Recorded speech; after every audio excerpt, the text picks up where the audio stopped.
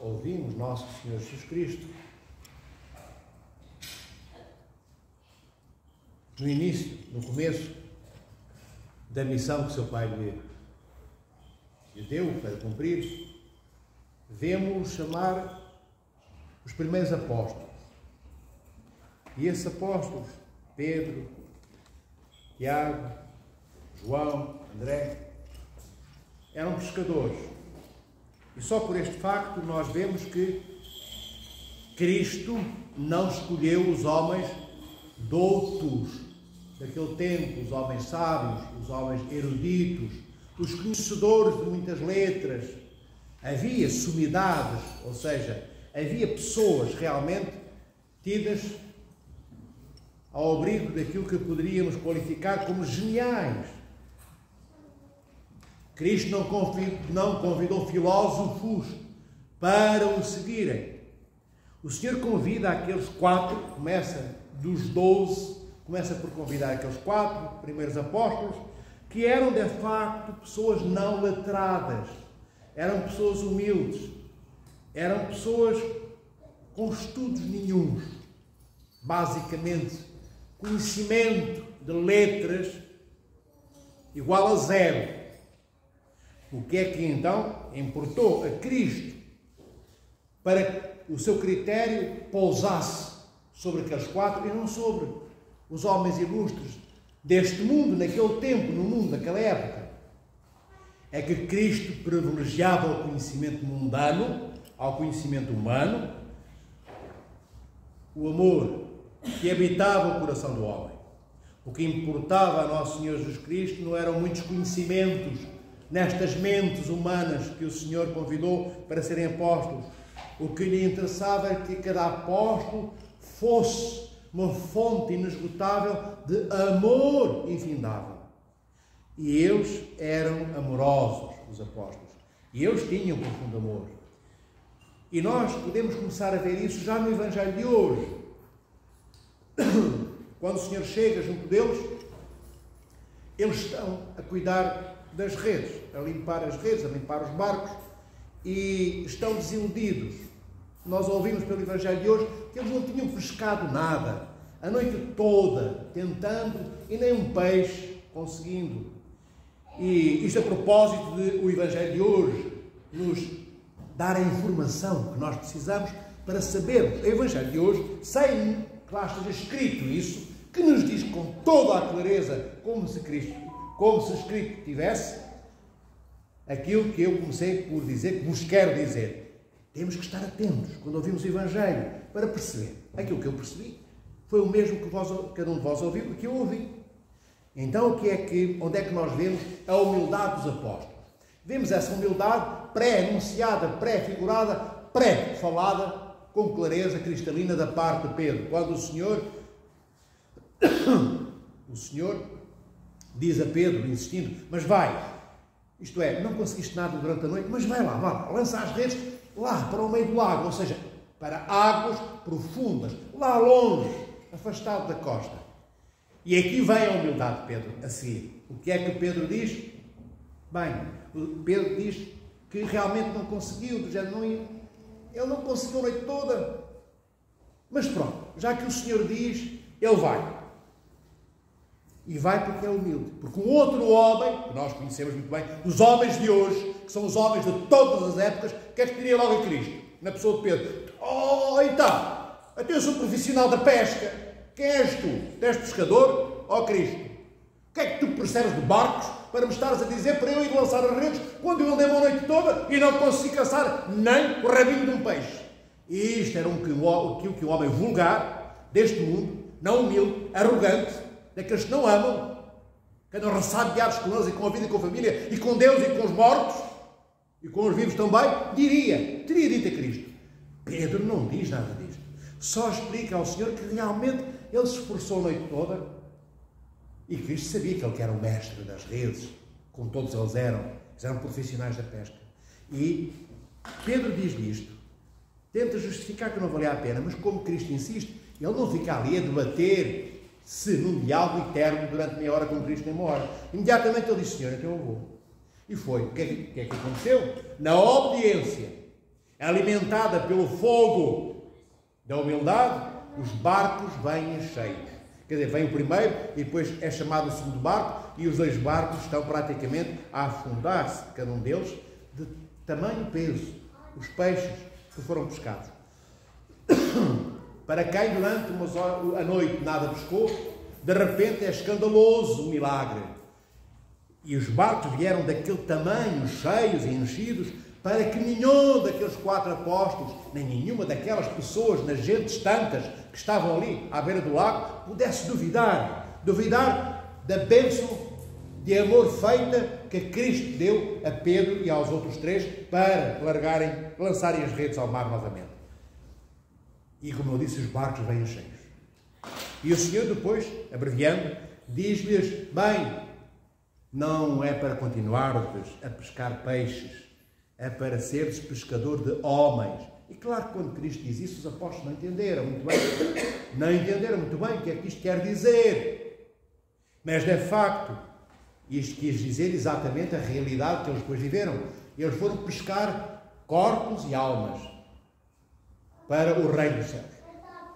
Não foram pescar corpos e almas porque Nosso Senhor Jesus Cristo, Deus Pai e o Espírito Santo têm muita necessidade, tem muita gente ao lado deles porque entram em depressão. As pessoas da Santíssima Trindade, não. O Pai, o Filho e o Espírito Santo não entram em depressão, não têm problemas psicológicos, eles são Deus. Então, esta missão de serem pescador de homens é para que aqueles que fossem pescados ou se deixassem pescar mordendo o anzol da fé, pudessem encontrar o seu Criador. Deus não precisa de número, de malta, como diz o povo, e precisa de todas as multidões, porque Ele ama cada um que compõe as multidões. Porque as multidões não são um corpo único, as multidões são feitas por milhares de corpos. E esses milhares de corpos estavam ao alcance de serem pescados pelo amor enraizado na disponibilidade que brotou da humildade que nos é anunciada por Pedro, mas esta que Pedro anuncia, a humildade que está no coração de André, o outro Tiago e João. Como? Tiago e João. Tem que ouvir. Tiago e João, exatamente. É a mesma. Pedro que abre a boca, mas a humildade deles é aquela de Pedro e de Pedro é dos outros. E o Senhor diz-lhes para serem pescadores de homens. E tudo o que o Senhor lhes diz, tudo o que o Senhor pede, tudo o que Cristo depois lhes vai anunciar, tudo o que Ele vai preparar com eles para que eles fiquem cientes do que têm de fazer das suas vidas enquanto apóstolos, não é dito apenas no Evangelho de hoje, é dito em outras partes do mesmo Evangelho de hoje e dos outras perícopas das demais abordagens do mesmo Evangelho em São Marcos, também em São Lucas, também em São Mateus e em São João. Mas hoje o que é dito é bastante para nós sabermos que estes homens tiveram amor, que nós hoje também somos chamados a ter. Tiveram disponibilidade que nós somos chamados a ter. Tiveram a humildade que é necessária que nós tenhamos. E nós às vezes, amados irmãos, tantas vezes a nossa vida é feita, não somos humildes. Nós somos arrogantes, somos o oposto. Nós não somos disponíveis. Nós estamos sempre ocupados com as nossas coisas. Nunca temos espaço na nossa vida para os outros. Ou quando temos, vamos contrariados, desajeitadamente aborrecidos. Se me chamarem para eu ir hoje, se calhar domingo que vem já não apareço na igreja, com medo que me convidem outra vez. Ou na minha família, onde tem que ser a igreja. Às vezes uma família visita outra família e uma delas pede alguma coisa à dita família, diz que sim ou diz que não, e da próxima vez tenta não aparecer. Para quê? Para não ser inquirida, para não ser perguntada, para nada lhe ser pedido.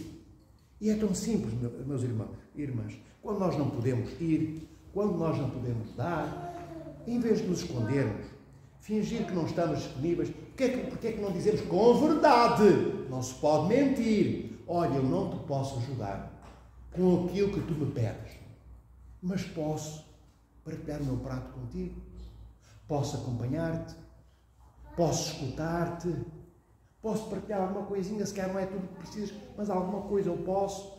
Então, podemos ser amorosos, amados irmãos, enquanto temos voz para falar, enquanto os outros têm ouvidos para nos ouvirem. Um dia não teremos mais força para abrir a boca. Conhecem? Muitos de nós com 90 e tal anos, com 70, já não sai som, não sai som da boca. Está pronta para ir invisivelmente, visível para o túmulo. Invisivelmente porque ninguém a ouve. Visivelmente porque vem um corpo cheio de alquebrado, cheio de rugas passar, quiçá para o cemitério. Então, enquanto temos vida, enquanto temos ouvidos para ouvir, ouçamos. Enquanto tivermos voz que se ouça, demos palavras de amor aos nossos irmãos. Foi isto e milhões de outras coisas idênticas a estas que Cristo pediu aos apóstolos que eles fizessem quando fossem pescar homens e mulheres deste mundo. E o Senhor disse outra coisa, que é uma informação, que está lá no Evangelho, que nós pensamos que está a ser uma informação em função de uma coisa, e sendo em função dessa coisa, em função das outras coisas também. Do que é que eu estou a falar? Quando o Senhor diz, vai Pedro, lança as tuas redes no meio do lago, esta informação tem a ver com o quê? Nós entendemos que é para lançarem as redes no meio do lago. Mas a outra informação que também está escondida é que no meio do lago estão as águas que profundas. E isto é uma informação teológica do que ia no coração de Cristo, para nós percebermos o facto de Cristo ter pedido a Pedro e aos apóstolos, que eram chamados para serem apóstolos naquele momento nas águas profundas, é para eles estarem cientes que não era para pescarem apenas na costa as pessoas que estavam com o pezinho ali com a unha dentro da água. Que eram essas pessoas, os judeus. Esses, à partida, esses e os que viviam por ali perto, seriam dos mais fáceis de pescar para Deus, para o reino de Deus. Águas profundas significam os gentios, aqueles que nunca tinham ouvido falar de Cristo, aqueles que São Paulo vai mais tarde, aqueles que São Paulo mais tarde vai anunciar o Evangelho, quando todo o povo judeu, a maioria do povo judeu, e outros, e os gregos, e os partos, e os médios, aquela gente toda, rejeitou a Cristo. Então, os apóstolos vão para milhares de quilómetros de distância, para outros continentes, foram para a Ásia, para a Índia, que é hoje a Índia, vejam, quão longe eles mais tarde saíram e foram para além dos muros da cidade de Jerusalém, porque a boa parte daqueles que era para serem pescados, estavam pescados, e os outros não tocavam no anzol da fé, a maioria dos judeus. Os tantos quantos aceitaram Cristo como Salvador, dali perto, da porta de casa, digamos assim, esses foram recebidos, mas a maioria não aceitou Cristo. Então os apóstolos foram, como eu disse, para águas mais profundas, como Pedro, quando foi lançar as redes, a pedido de nosso Senhor Jesus Cristo. Essas águas profundas significam o quê? Risco. Em águas profundas, onde eu não tenho pé, sabe o que é não ter pé na água, no mar? É quando eu ou boio o meu fundo, ou sei nadar ou vou ao fundo, porque tenho 4, 5, 10, 20, 30 metros de água abaixo de mim e não consigo pôr os pés na areia, o pé no chão, o pé no cascalho, o pé na pedra. Então, em águas profundas não há pé. Quem não sabe nadar morre afogado, ou corre o risco disso acontecer, de facto. Há, se calhar, peixes e bichos desconhecidos em águas profundas. Ainda hoje os oceanos existem. Então, as águas profundas significa que os apóstolos tinham que ter disponibilidade para ir lá onde o perigo existia. E o perigo era tão grande, tão certo, que eles foram todos martirizados. Todos morreram martirizados. Todos morreram martirizados, vertendo-se o sangue do seu corpo. Nenhum morreu velhinho na cama, a não ser um único, São João Teólogo, mas foi martirizado. Ele morre, o apóstolo, nós ouvimos na igreja dizer, o bem-amado Nosso Senhor Jesus Cristo, aquele que foi apóstolo com 15 anos, São João Teólogo, ele morreu velhinho, com 105, 108 anos, na ilha de Patmos, segundo a tradição da igreja. Mas antes disso, muitos anos antes, ele é martirizado, é colocado dentro de imagine uma enorme sertã, dentro da qual cabe o corpo de um ser humano inteiro, de azeite, óleo a ferver, foi jogado lá para dentro, só que, por milagre do Nosso Senhor Jesus Cristo, pela proteção das energias incriadas de Deus, as chamas não lhe tocaram. E ele saiu ileso. Como entrou, assim saiu, vivo e sem mácula nenhuma. E era da lei, da época, que, quando alguém era martirizado e sobrevivia ao martírio, não era morto, nem passava por um segundo martírio. Esta era a lei da época. E foi o que aconteceu a São João. Para vos dizer, nem João, o teólogo, nem São João, não foi martirizado. Ele foi. Só que Deus permitiu que ele sobrevivesse ao martírio. Ele foi o único que morreu de idade avançada. Todos os outros morreram muito mais cedo. A maioria dos apóstolos está morta. No ano 85, a maioria deles estão mortos já. E muitos até antes do ano 70. Então, estes são os homens que o Senhor escolheu. Não foram os homens quaisquer. Vejam, como eu comecei por dizer, não eram esclarecidos nas coisas difíceis que o mundo tem, que é próprio aos sábios saberem. Eles não sabiam. Eles sabiam de redes, sabiam de família, porque eles andavam ali atrás dos peixinhos, porque para arranjarem peixe, para vender peixe, para ter dinheirinho do peixe, para poder alimentar os seus filhos e netos, como o caso de Pedro e os outros apóstolos. Então, eram homens que viviam num mundo pequenino, um mundo de aldeia, digamos assim, um mundo que só eles conheciam e que ninguém tinha interesse em conhecer. E é nestes homens invisíveis e incógnitos, desconhecidos da maioria das populações e das cidades ali à volta, é nestes homens que Deus investe tudo. É nestes homens que Deus investe todo o seu amor.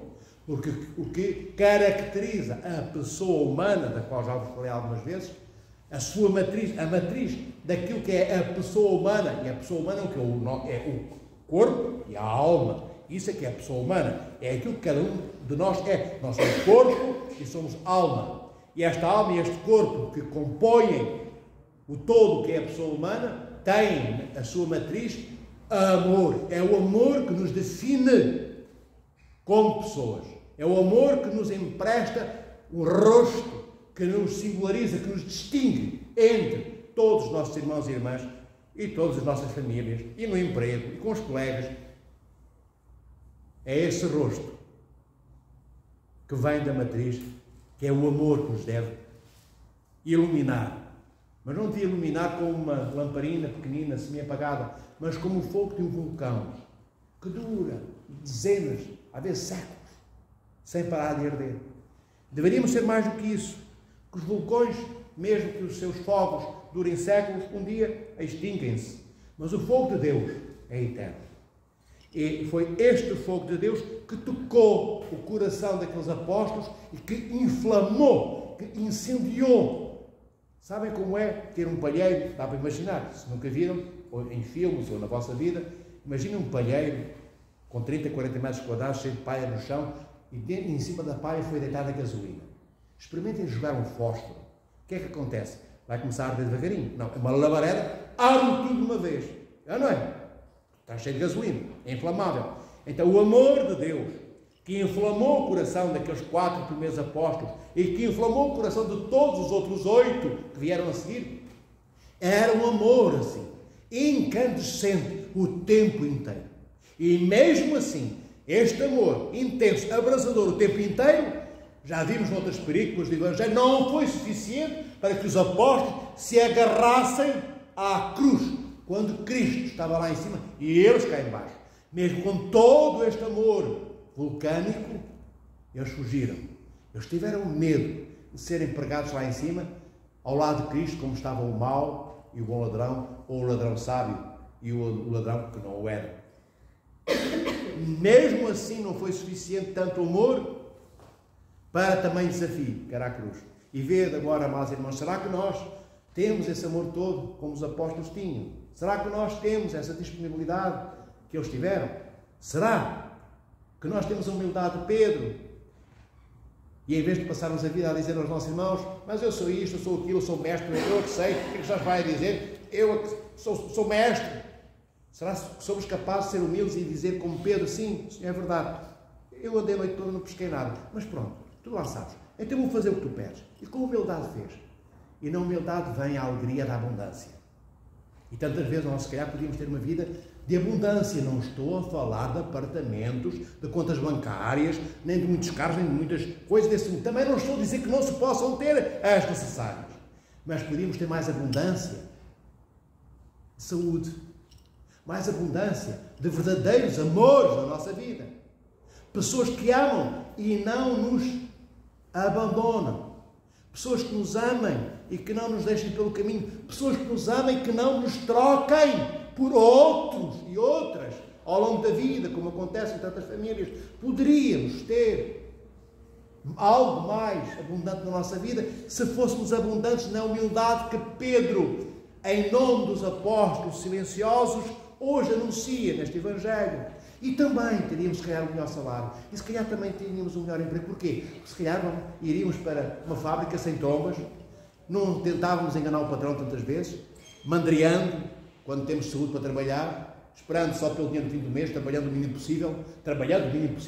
Há pessoas, sabeis, certamente, alguns de nós conhecemos, eu conheço pessoas assim, que não têm interesse nenhum pelo que estão a fazer, só querem o salário no fim do mês. Quer o patrão tenha, quer não tenha. Não estou a defender os patrões, não estou a ofender os trabalhadores, estou a ofender aqueles corações vazios que deviam estar cheios do amor de Deus, porque quando um coração está cheio do amor de Deus, como o coração dos apóstolos estava no dia de hoje, em que nos foi anunciado pela boca do diácono, proclamando o Evangelho, nós, se tivermos um coração cheio desse amor, nós somos justos. Se formos patrões, não maltratamos os funcionários. Se formos funcionários, trabalhamos o trabalho justo, para que não recebamos menos no final do mês do que aquilo que merecemos pelo trabalho que escondemos, ou pela preguiça mentirosa. Tantas vezes dizemos que estamos doentes, para fazermos menos quando estamos cheios de saúde. Se formos homens e mulheres que amem, seremos justos, como o Senhor é justo. E na justiça não faltará comida aos pássaros, nem tocas às raposas, nem casa às famílias, que são famílias, nem o colo do nosso Senhor Jesus Cristo e da Santíssima Trindade, para nos levarem e transportarem nas ondas, não do oceano, mas nas ondas do amor que é divino, que é o seu amor por nós, para o reino dos céus. Quando digo levar-nos ao colo, não é que ao estar no colo de Deus, o que é que significa estar no colo de Deus? Estar no coração de Deus. Porque Deus é que procuramos ser iguais a Ele. Não é estar ao colo no sentido em que não temos que fazer nada na nossa vida, Deus faz tudo por nós, nós não temos que empenhar a nossa vontade, nem temos que nos esforçar. Não, não é isso que eu estou a dizer, nem isso que eu quero dizer. Nós temos que fazer tudo o que é suposto nós fazermos. E o que é suposto nós fazermos? Fazermos aquilo que os apóstolos começaram por fazer, seguirmos a Cristo. Seguir a Cristo. Seguir a Cristo significa ir lá para onde Ele nos chama. Para onde é que Ele chamou os apóstolos? Para algum sítio, não foi? E os apóstolos foram para onde? Para onde eles decidiram? Não, mas foram atrás de Cristo. Para onde é que Cristo nos chama? E nós sabemos, está na Sagrada Escritura. A Sagrada Escritura e a tradição da Igreja são as bocas, numa só boca, de Cristo. Hoje, para que nós ouçamos o que o Senhor quer de nós. Se nós prestarmos atenção ao Evangelho, prestarmos atenção ao que nos diz a Igreja, na tradição da Igreja. A tradição é tudo, amados irmãos. São os bispos que falam, é a Sagrada Escritura, são os concílios ecuménicos, são os santos, mártires, confessores, monges, monjas, são os escritos dos padres da Igreja, dos teólogos, são a Sagrada Liturgia, todos os gestos que os padres, os sacerdotes fazem, tudo isso faz parte, tudo isto é tradição da Igreja. E o Senhor anuncia-se a nós, nessa barca que é a tradição da Igreja, ao longo de 2000 anos.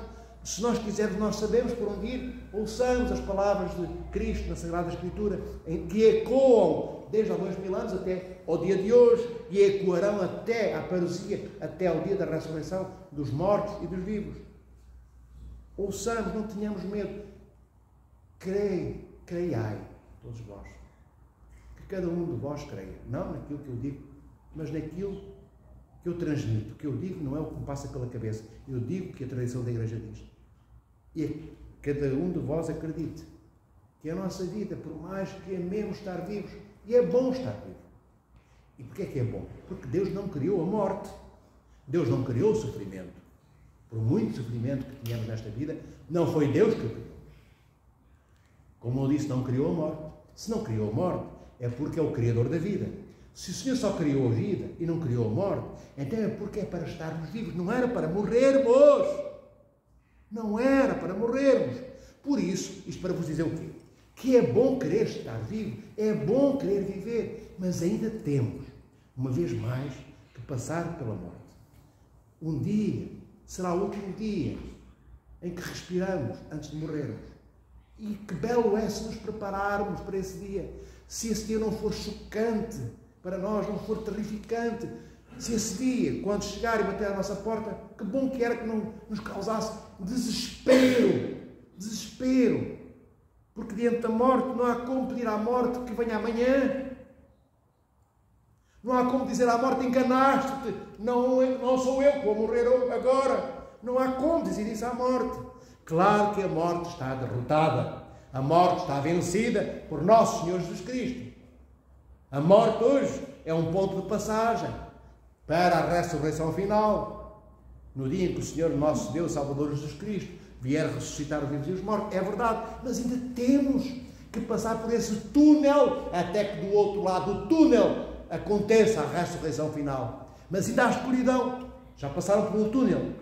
Luz cá fora, mas quando eu entro dentro do túnel, não está tanta luz lá dentro como cá fora. E às vezes não há escuridão nenhuma. Depende do comprimento do túnel. Já passaram com carros debaixo das montanhas, não é verdade? Se aquilo estivesse tudo apagado, não houvesse luminárias públicas, era um breu. Bem, depois, se passarmos, se atravessarmos o túnel durante o dia, quando atravessarmos aqueles 4, 5 ou 6 km que o túnel tem, mais ou menos, chegamos e do outro lado está a luz do dia. Do outro lado também, depois da nossa morte, estará a ressurreição, a parousia, a luminosidade eterna, onde o Senhor habitar-nos-á e será tudo o que nós precisamos de ser, Ele será em nós. Mas até lá, irmãs e irmãos, procuremos engatilharmos-nos. Procuremos pôr-nos em movimento como os apóstolos hoje puseram. Que o Senhor vos abençoe em vossos dias. Vos dê a paz. Que só Ele, nosso Criador, vive e nos dá para vivermos como Ele, tomado como exemplo. Amai todos aqueles que ninguém ama. E também aqueles que necessitam de ser amados e que vós, naturalmente, amais. Mas quando pensardes já todas as pessoas que eram para amar estão a ser amadas por vós, lembrai-vos, quem é que eu esqueci? Normalmente esquecemos os nossos inimigos. Eu sei que é muito difícil, mas se não amarmos os nossos inimigos, não entraremos no reino dos céus. E se for complicado, venham à igreja perguntar como é que isso se faz. Se não conseguimos amar os nossos inimigos, não, este não é o nosso Cristo. Porque este é aquele Cristo que amou os inimigos que o pregaram na cruz. Pai, perdoa-lhes, porque eles não sabem o que fazem, não sabem o que estão a fazer, não sabem o que fizeram. São estas palavras que saem da boca de Cristo na cruz. Então lembremos disto. Isto não é para que cada um de nós pense, é impossível entrar no reino dos céus. Não, é possível, eu tenho que crer. Eu não posso ir com a tralha toda para o reino dos céus, esta tralha que eu junto nesta vida. Uma pergunta que eu faço, que não é para darem resposta. Quando vamos de férias? De férias porquê? Vamos para um lugar bonito, um lugar que nós escolhemos onde nos vamos sentir bem. Nós não vamos a tralha toda que temos em casa. Não vamos, pois não. Escolhemos só o que é necessário, o estritamente oportuno, aquilo que nós queremos que esteja connosco naquele sítio de beleza e de alegria. Não vamos o burrinho, não vamos o carro velho, não vamos a roupa antiga, não vamos taças e panelas, juntamos o dinheirinho para não irmos ali com o arroz de bacalhau dentro do tacho, fazer uma figura diante da malta que está na praia. É ou não é? Até para irmos de férias, nós tomamos precauções. Nós não levamos tudo. Não levamos as coisas velhas. Levamos as coisas melhores, aquelas que comprámos ultimamente. Então, para o reino dos céus, temos que levar o melhor de nós. E o melhor de nós é o exemplo de Cristo. É este exemplo. O melhor de nós é sermos iguais a Cristo. É sermos novos e não enferrujamos. E aí entraremos no reino dos céus. Que o Senhor vos ame em vossos dias, como eu disse. Orai por todos. Por aqueles também que já não podem pedir as orações de Deus. Aqueles que eu disse há uma semana na festa, que estão no túmulo. Orai por eles também. Por aqueles cujos nomes nós sabemos e por aqueles cujos nomes nós esquecemos. E por todos os outros corpos, que são milhões, que nós nem sabemos quem são, que estão mortos há séculos. Oremos, assim, Senhor, lembra-te daqueles que estão lá, dos milhões todos de homens e mulheres e crianças, que não sabemos quem são. Que nenhum desses nomes e rostos esteja longe da tua memória. Tem memória eterna de todos. E isto parece que não é nada. É tudo. Porque possivelmente passam-se séculos sem alguém dizer estas palavras. Por aqueles que nós podem dizer, porque as bocas já não existem. Tem se calhar só um osso onde as carrinhas em tempos ficaram penduradas, já não há nada, não pode falar. Falemos disso. Como Cristo fala por nós, Cristo apresenta-nos diante do seu Pai. E agora sim, o Senhor os protege e ama em vossos dias, vos guarde ao longo de toda a vossa vida. E há aqueles que vos amais, e há aqueles que ides amar, que ainda desconheceis que conseguis amar. Glória a Ti, ó Cristo, nosso Deus e nossa esperança. Glória a Ti. Glória ao Pai, ao Filho e ao Espírito Santo, eternamente, agora e sempre, pelos séculos dos séculos. Amém. Kyrie eleison, Kyrie eleison, Kyrie eleison. Pai Santo, dá-nos a Tua bênção. Que a Santíssima Trindade vos abençoe a todos, eternamente, agora e sempre, pelos séculos dos séculos. Amém. Escola et ide escolta. Pelo seu Pai Santo Cristo nosso